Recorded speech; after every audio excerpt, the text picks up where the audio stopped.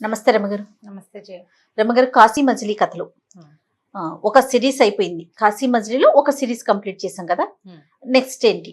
అది 6వ మజిలీ కథ, మజిలీ. వరప్రసాదుల కథ పూర్తయిపోయింది. అవును 7వ మజిలీ కథ మనం వనితా ద్వేషి పురుష ద్వేషి కథ ఇదివరకు ఒకసారి చెప్పేసుకున్నాం మనం. అవునండి, ఆ 7వ మజిలీలో ఆ కథే వస్తుంది. కాశీ మజిలీ కథే అని చెప్పాను, చెప్పారు. ఆల్రెడీ చెప్పాం కాబట్టి దాన్ని వదిలిపెట్టేస్తా. ఓకే మనం 8వ మజిలీ కథలోకి వెళ్దాం. ఓకే.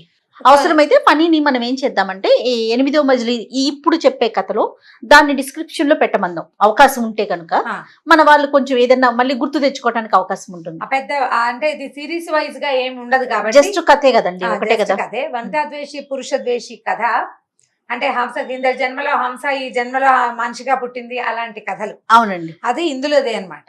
సో 7వ మజిలీ కథ చెప్పట్లేదు, 8వ మజిలీ కథలలోకి వెళ్ళిపోదాం. ఈ 8వ మజిలీకి ఒక రోజు ఒక చోట ఆగారు వీళ్ళు, గోపుడును మణిసిద్ధుడు. ఆగితే ఈ మణిసిద్ధుడు ఏమన్నా అంటే ఒరే బజార్ వెళ్ళి సరుకులు ఏవో కొనుక్కురమ్మన్నాడు. వీడు బజార్ వెళ్ళిన వాడు ఏం చేశాడు, సరుకులు కొనుక్కురాల పరిగెత్తుకుంటూ వచ్చేసాడు. వెనక్కి వచ్చేసి గురుగారు అక్కడంటే ఒక విగ్రహం ఉందండి, అచ్చు మనిషిలాగానే ఉందండి. మనిషి కాదు, నేను అసలు మనిషి అని అనుకున్నా, దగ్గరికి వెళ్తే తెలిసింది ఒక రాజుగారి విగ్రహం.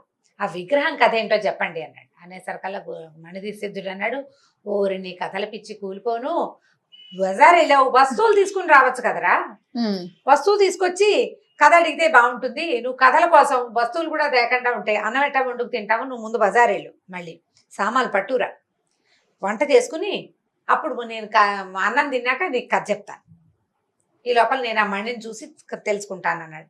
సరే వీడు తల గీకుంటూ కథ వినాలని ఉత్సాహం అనమాట వాడికి. ఏదో ఎక్కడైనా ఆగిపోతే తోచదు కొంతమంది.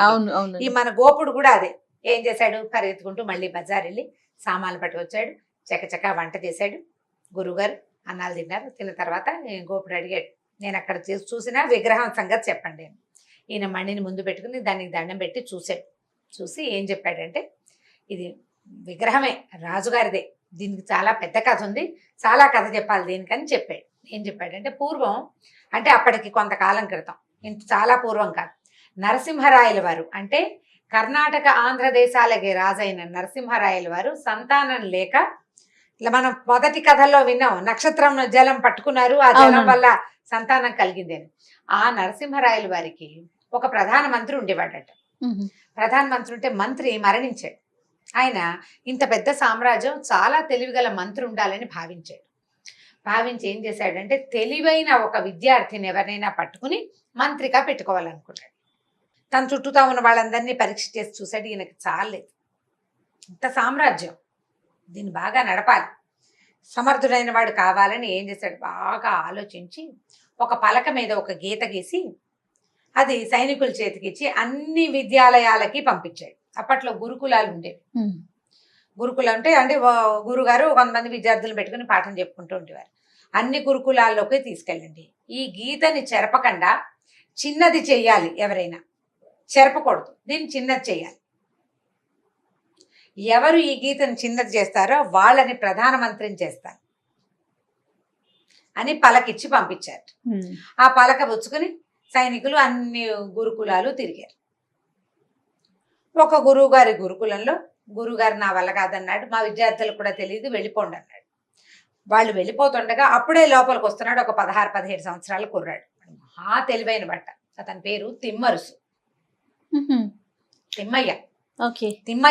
తిమ్మడు అతని పేరు, తిమ్మడు. ఆ తిమ్మరసు అని అనకూడదు, తిమ్మడు అని చెప్పాలి. ఈ వస్తున్నవాడు ఏమిటి సమస్య అని అడిగాడు.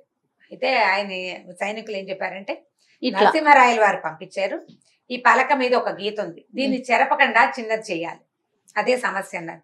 దానికి ఏముంది, క్షణాల్లో చేస్తాను, పెద్ద గీత చిన్న గీత పక్కన ఒక పెద్ద గీత గీసాడు. ఇప్పుడు మొదటి గీసింది చిన్నదైంది. వాళ్ళు ఆశ్చర్యపోయారు. సరే వాళ్ళ పలక తీసుకెళ్ళిపోతే రాజుగారు ఆశ్చర్యపోయాడు. అయ్యో బాబోయ్, ఇంకేముంది, వీడు చాలా తెలివైన వాడెవడో వాడిని పట్టుకురమ్మన్నారు. పట్టుకురమ్మనేసరికల్లా ఈ లోపల బహుమతి ఇస్తామని వచ్చింది కదా ముందే, బహుమతి, పెద్ద బహుమతి ఇస్తారు, ప్రధానమంత్రి అవుతాడు. మంత్రి అయితే అయ్యాడు, కాకపోయాడు, ఆ బహుమతితో తనకే రావాలని గురువు గారు అన్నారు. ఒరే నాయన, ఇంత పెద్దవాడిని అయిపోయాను, నాకంటే నువ్వు చాలా తెలివిగల వాడని ప్రూవ్ అయింది, నువ్వు నా శిష్యుడు కదా, నా వల్లే కదా నీకు ఇది వచ్చింది, ఆ బహుమతి ఏదో నాకు చెందాలరా అని అడిగాడు. విద్యార్థి ఒప్పుకున్నాడు. గురుగారికి ఏదో గురుదక్షిణ ఇవ్వాలి, ఆ బహుమతి ఏదో ఆయనే తీసుకుంటాడు పోని అనుకుని సరేనండి అన్నాడు. అంటే సరే మళ్ళీ సాయంకాలానికి సైనికులు అందరూ వచ్చారు, మర్యాదలతో రకరకాల మర్యాదలు అవి విధించి పల్లకి తెచ్చి ఎక్కించుకున్నారు గురువుగారు పల్లకి ఎక్కారు, విద్యార్థులంతా పోయారు. మరి గురువుగారికి మర్యాద జరుగుతుంటే అందరూ వెళ్తారు కదా విద్యార్థులు. వెళ్ళేసరికల్లా గురువుని చూసేసరికల్లా రాజుగారికి నచ్చల. చెప్పింది గురువు ఏమో సామాన్యంగా ఉన్నాడు, అంటే ఒక బ్రైట్నెస్, ఇలాంటి పని చేయగలిగిన ప్రతిభ, ఒక స్పార్క్ ఈ గురువులో ఆయన కనపడలేదు. గురువు అవునో అసలు ఈ పని చేసింది ఈయన కాదేమోనని రాజుగారికి అనుమానం వచ్చింది. అలా అనిపించింది ఆయనకి. ఫలానా కారణం చేత కాదు, ఒక తెలివిగల మొహంగా గురువుగారి మొహం కనిపించదు. ఆయన ఒట్టి పాఠం చెప్పుకునే మాస్టర్లే ఉన్నాడు కానీ ప్రపంచాన్ని ఏలేసి తెలివి ఉన్నవాడిలాగా ఆయన కనబట్టలేదన్నమాట.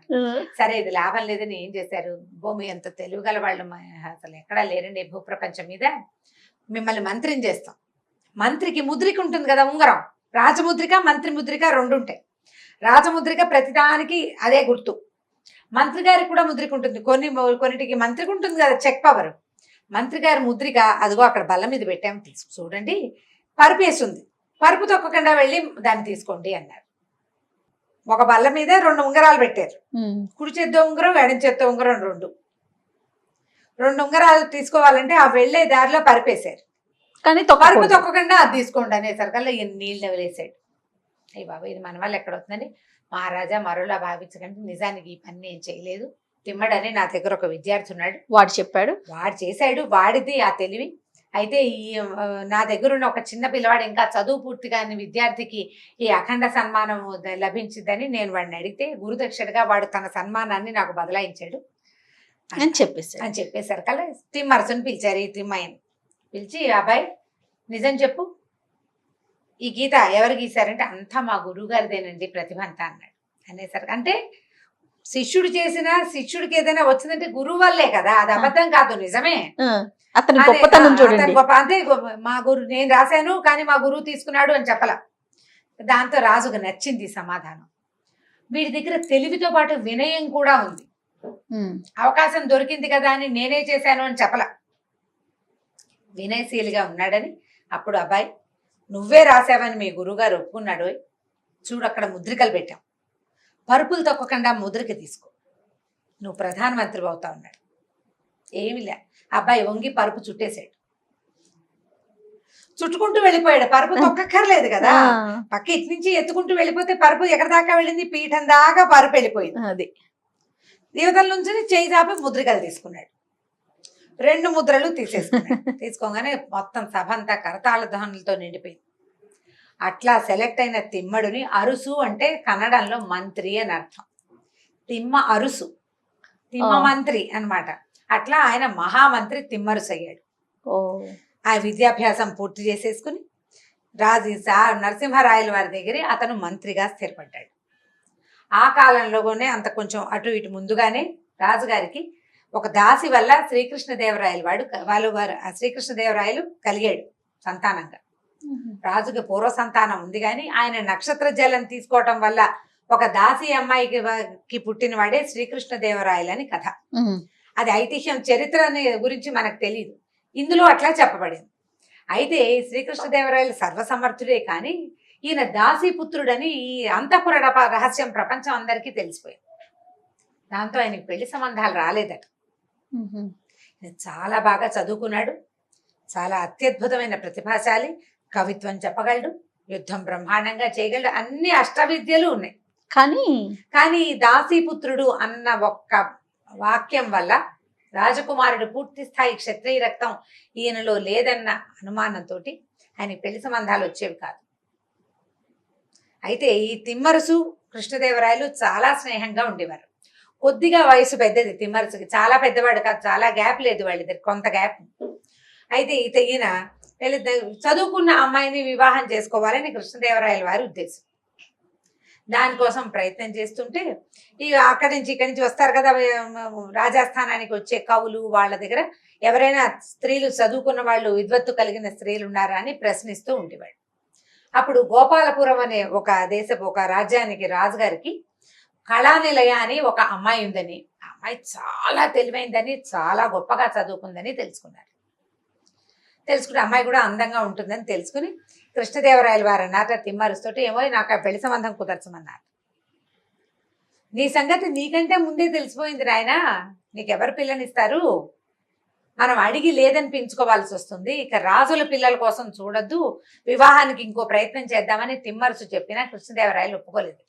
కాదు కాదు, అది చాలా విద్వత్తు కలిగిన అమ్మాయి, మనకి ఇంత గొప్ప సభ ఉంది, నేను ఇంత చదువుకున్నాను, ఏదో విద్యాగంధాలు లేని వాళ్ళు కాకుండా కవిత్వాలు అవి చెప్పి పాండిత్యం కలిగిన అమ్మాయి కావాలి అని ఆ అమ్మాయితో నాకు వివాహం చెయ్యాలి, నువ్వు ఎలాగైనా సరే, నువ్వేం మంత్రివి నాకు సహాయం చేయకపోతే అని పోట్లాడాడు. సరే, ఇద్దరు ఏమనుకున్నారంటే ఆ అమ్మాయిని సాధించడానికి ఈ రాజ్యం ద్వారా ప్రయత్నం కాకుండా ఇంకో ప్రయత్నం ఏదైనా అంటే మాయోపాయంతోటైనా సాధించాలని నిర్ణయించుకున్నారు.